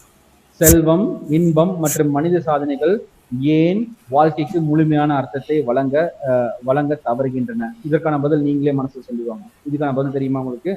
தெரிஞ்சிருந்தீங்கன்னா இந்த கிளாஸ் நீங்க கவனிச்சிட்டீங்கன்னு அர்த்தம். செல்வம், இன்பம், மனித சாதனைகள் ஏன் வாழ்க்கைக்கு முழுமையான அர்த்தத்தை வழங்க தவறுகின்றன? இரண்டாவது கேள்வி, அது நிலையானதல்ல. நீங்களே உங்க மனசுக்குள்ள சொல்லிக்கோங்க. ஏன்னா இதெல்லாம் நீங்க ரெஃபர் பண்ணி உங்களுக்கு நீங்க சொல்லிக்கும் போது இந்த கிளாஸ்ல இந்த விஷயம் உங்களுக்கு புரிஞ்சிருக்கா இல்லையான்னு நீங்களே, இது ஒரு செல்ஃப் டெஸ்ட் மாதிரி நீங்களே பதில் சொல்லிக்கோங்க மனசுல. அடுத்து இரண்டாவது கேள்வி, பிரசங்கி புத்தகம் ஞானத்தின் மீதான மதிப்பையும் அதன் வரம்புகளையும் எவ்வாறு சமநிலைப்படுத்துகிறது? ஏன்னா பிரசங்கி புத்தகம் ஞானத்தின் மீது மதிப்பு இருக்கு, ஆனா அதுக்கு வரம்புகளும் இருக்கு. இந்த ரெண்டையுமே எப்படி பேலன்ஸ் பண்ணுது? பிரசங்கி புத்தகம் ஞானத்தின் மீதான மதிப்பையும் அதன் வரம்புகளையும் எவ்வாறு சமநிலைப்படுத்துகிறது? நீ ஞானம் அதுக்கு இது மதிப்பில்லைன்னு சொன்னாலும் அது தவறானது, அதுதான் எல்லாம் சொன்னாலும் தவறானது. அதுக்கு மதிப்பும் இருக்கிறது, ஆனால் வரம்புகளும் இருக்கிறது. இந்த ஞானத்தின் மீதான மதிப்பையும் அதன் வரம்புகளையும் எவ்வாறு இந்த பிரசங்கி புத்தகம் சமநிலைப்படுத்துகிறது? இதுக்கு நீங்க மனசுல பதில் சொல்லிக்கோங்க. மூன்றாவது கேள்வி, வாழ்க்கையின் மாறுபடும் காலங்கள் மீதான தேவனுடைய இறையாண்மை குறித்து இந்த புத்தகம் என்ன போதிக்கிறது? வாழ்க்கையின் மாறுபடும் காலங்கள், ஏன்னா எல்லாத்துக்கும் ஒரு காலம் இருக்கு, இன்பத்துக்கும் ஒரு காலம், துன்பத்துக்கும் ஒரு காலம் இல்லையா? அப்போ வாழ்க்கையின் மாறுபடும் காலங்கள் மீதான தேவனுடைய இறையாண்மை குறித்து இந்த புத்தகம் என்ன சொல்றது? இந்த மாறுபடும் காலங்களில் கூட நமக்கு புரியாத காலங்களும் வரும், அப்பொழுதும் தேவன் செயல்படுகிறார் என்கிற நம்பிக்கை நமக்கு வரணும். அதான் நம்ம படிச்சோம். இதுக்கு பதில் நானே சொல்லிட்டேன். அடுத்து நாலாவது, வாழ்க்கையின் விளக்க முடியாத ரகசியங்களோடு வாழ கற்றுக்கொள்வது ஏன் மிகவும் அவசியமானது? வாழ்க்கையின் விளக்க முடியாத ரகசியங்களோடு கற்றுக்கொள்வது ஏன் மிகவும் அவசியமானது?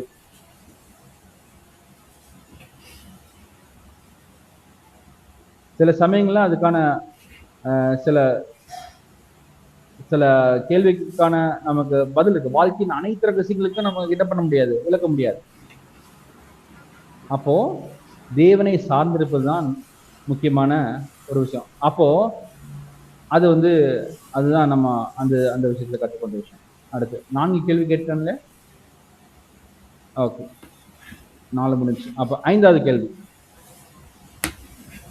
விசுவாசிகள் தேவனுடைய பரிசுகளை எவ்வாறு விக்கிரகமாக மாற்றாமல் அனுபவித்து மகிழலாம்?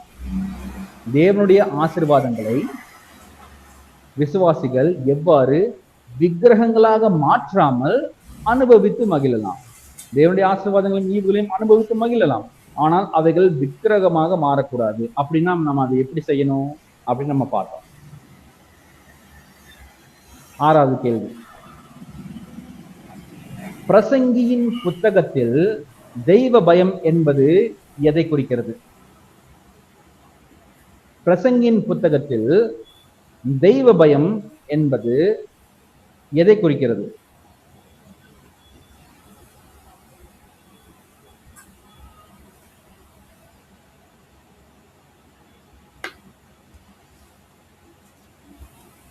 ஏழாவது கேள்வி, தெய்வீக நியாய தீர்ப்பு மனித வாழ்க்கையின் அர்த்தத்திற்கு எவ்வாறு பங்களிக்கிறது? தெய்வீக நியாய தீர்ப்பு, தேவன் வந்து அவருடைய நியாய தீர்ப்பு இருக்கிறது. அதை பத்தி இப்போ ரீசனா தான் நம்ம பார்த்தோம். ரொம்ப அதிகமாக அதை பத்தி பேச முடியலனாலும் ரொம்ப ஷார்ட்டா தான் பார்த்தோம்.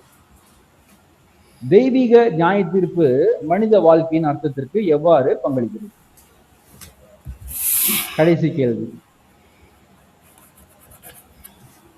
பிரசங்கி எழுப்பும் ஆழமான கேள்விகளுக்கு இயேசு கிறிஸ்து எவ்வாறு முழுமையான பதிலை வழங்குகிறார்? பிரசங்கி எழுப்பும் ஆழமான கேள்விகளுக்கு இயேசு கிறிஸ்து எவ்வாறு முழுமையான பதிலை வழங்குகிறார்? பிரசங்கி எழுப்பும் ஆழமான கேள்விகளுக்கு இயேசு கிறிஸ்து எவ்வாறு முழுமையான பதிலை வழங்குகிறார்? பிரசங்கி 12வது அதிகாரம் 13வது வசனத்தை படிங்க. பிரசங்கி 12ஆம் அதிகாரம் 13வது வசனத்தை படிங்க. காரியத்தின் கடைத்தொகையை கேட்போமாக, தேவனுக்கு பயந்த கைக்கோள் எல்லா மனுஷர் மேலும் விழுந்த கடமை இதுவே. தேவனுக்கு பயந்து அவர் கற்பனைகளை கைகொள், எல்லா மனுஷர் மேலும் விழுந்த கடமை இதுவே. இப்போ உங்களுக்கு அடுத்த வாரம் இந்த எபிரேய கவிதை நூல்கள் அப்படிங்கிற எபிரேய கவிதை புத்தகங்கள் அப்படிங்கிற இந்த பாடத்துக்கான இந்த சப்ஜெக்டுக்கான பரீட்சை நடக்கும். அதை பாஸ்டர் அலெக்ஸ் வந்து அதற்கான அறிவிப்புகளை அவர் வந்து சீக்கிரம் அவர் வழங்குவார். அதில் வந்து உங்களுக்கு கேள்விகள் கொடுக்கப்படும். அந்த கேள்விக்கு தகுந்தப்போ நீங்கள் வந்து உங்களுடைய பதிலை எழுதலாம். அதில் வந்து யோபுவிலிருந்து உன்னத பாட்டு வரை அடுத்த வியாழக்கிழமை ஒரு வகுப்பு உன்னத பாட்டு இருக்கும். அந்த ஒரு வகுப்புல உன்னத பாட்டு நம்ம அந்த ஓவர ரிவ்யூ பார்த்து நம்ம முடிச்சிடலாம். அதுக்கப்புறம் வந்து அடுத்த நாள் வந்து உங்களுக்கு வந்து இதற்கான கேள்வி பதில்கள் உங்களுக்கு கேள்விகள் கொடுக்கப்படும். அதுக்கான பரீட்சை எழுதி அதுக்கான பதிலை எழுதி நீங்கள் வந்து பாஸ்டர்கிட்ட நீங்கள் சப்மிட் பண்ணலாம். அதற்கான என்ன சொல்லுது சரியான அறிவிப்புகள், அதை பற்றி எப்படி செய்யணும், அதனுடைய எல்லா காரியங்களும் உங்களுக்கு விரைவில் அறிவிக்கப்படும். சரிங்களா? அதை நீங்கள் மனசில் வச்சுக்கோங்க. அப்புறம் வந்து உங்களுடைய இந்த லெக்சர் நோட்ஸ், நீங்கள் டெய்லி இந்த லெக்சர்ஸ் நோட் எடுக்கிறீங்க, அந்த லெக்சர் நோட்ஸ்க்கும் வந்து உங்களுக்கு வந்து மார்க்ஸ் கொடுக்கப்படும். இந்த ரெண்டுமே இருக்கு. இன்னைக்கு எந்த அளவுக்கு இந்த கோர்ஸ் ஃபுல்லாக நீங்கள் எப்படி இந்த 15 அதிகாரம் நம்ம இன்னைக்கு 14 முடிச்சிருக்கோம். நாளைக்கு அடுத்த வாரம் வியாழக்கிழமை நம்ம 15வது அதிகாரத்தை படிப்போம். அதை படித்ததுக்கப்புறம் இன்னும் அதில் இந்த 15 அதிகாரத்தில் வந்து நீங்கள் எப்படி படிச்சிருக்கீங்க, நீங்கள் கிளாஸ் நோட்ஸில் எப்படி எடுத்துருக்கீங்கன்னு பார்த்து அதற்கும் உங்களுக்கு என்ன கிடைக்கும், மார்க்ஸ் கிடைக்கும். அது போக நீங்கள் எழுதுகிற இந்த பரீட்சைக்கும் வந்து உங்களுக்கு மார்க்ஸ் அதை பொறுத்து தான் உங்களுக்கு உங்களுடைய இந்த சப்ஜெக்டோட ஃபைனல் ஸ்கோர் என்ன அப்படிங்கிறது உங்களுக்கு தெரியும். சரிங்களா? இதற்கான டீட்டெயில்ஸ் வந்து இப்போ இல்லைனாலும் லேட்டர் ஆன் பாஸ்டர் அலெக்ஸ் வந்து உங்களுக்கு கொடுப்பார். சரிங்களா? Pastor Alex, if you have any things to say, you can add it up. Okay okay sir, நான் கொஸ்டின் பேப்பர் நான் ரிசீவ் பண்ணிவிட்டு அதுக்கப்புறம் இவங்களுக்கு அனௌன்ஸ்மெண்ட் கொடுத்துக்கிறேன். சரிங்களா? Yeah, sure. சரிங்களா? நான் கொஸ்டின் பேப்பர் ஃபஸ்ட்டு பார்த்துக்கிறேன், அதுக்கு பிற்பாடு அனௌன்ஸ்மெண்ட் நான் இது பண்ணிக்கிறேன். சரி, ஓகே. ஸோ இப்போ யாருக்காச்சும் கொஸ்டின் இருக்குங்களா, கேள்வி எதுவும்? ஜான்சன், நீங்கள் கை ரைஸ் பண்ணீங்க, ஹேண்ட்ஸ் அப் பண்ணீங்க, இருக்கீங்களா ஜான்சன்? ஆக்சுவலா சார் ஒன்னு சொன்னாங்க, அந்த ஒரு வேர்டு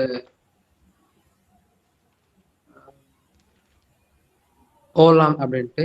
ஆக்சுவலா சார் கிரீக்னு சொன்னீங்க சார். ஆக்சுவலா அதுதான் ஒரு ஹீப்ரூவா இல்ல கிரீக்கா அப்படின்னு கேட்குறது. இல்ல, ஒலாம் வாயத், அதுல வந்து ஹீப்ரூலயும் அந்த ஒலாம் அப்படிங்கிற வார்த்தை இருக்குது.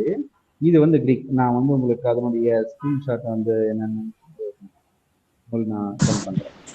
சார், எனக்கு ஒரு 10 கொஸ்டின் கொடுத்தீங்க. அது ஃபர்ஸ்ட் 4 கொஸ்டின் வந்து நான் நோட் பண்ணல சார், நான் வந்துட்டு இருந்தேன். சரிங்க, கிடைக்குமா சார் இது? இல்லை, நீங்கள் ரெக்கார்டு பார்த்துக்கோங்க சார் பிரதர். ரெக்கார்டு நான் அப்லோட் பண்ணுறேன், நீங்கள் அதை பார்த்துக்கோங்க.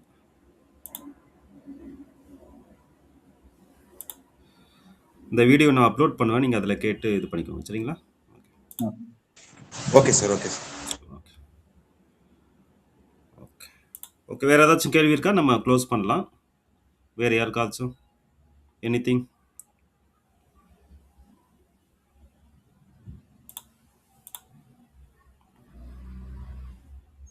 ஓகே, நம்ம ஜோம் பண்ணி முடிக்கலாம். அப்படி எதுவும் இல்லைன்னா அப்படின்னா நெக்ஸ்ட் வீக்கு ஒரு கிளாஸ் இருக்குது.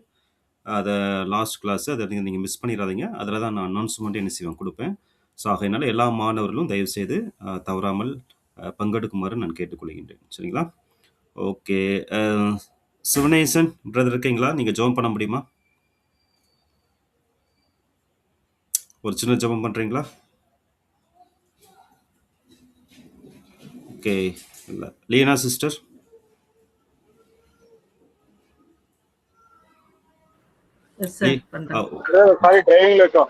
Okay, no problem. Okay, Leena sister ஜெபம் பண்ணுங்க. க்ளோசிங். ஸ்தோத்திரிக்கிறோம் கர்த்தாவே, நன்றி செலுத்துகிறோம் ராஜா. அப்பா, அருமையான அந்த நேரத்திற்காக உங்க சமூகத்துல வந்து நாங்கள் ஒரு விசை கூட உமக்கு நன்றி செலுத்துகிறோம் அப்பா. அப்பா, யாரும் கிரகிக்க முடியாத எப்பேற்பட்ட சலாக்கியத்தை எங்களுக்கு கொடுத்திருக்கிறீரப்பா, அதற்காக நன்றி அப்பா.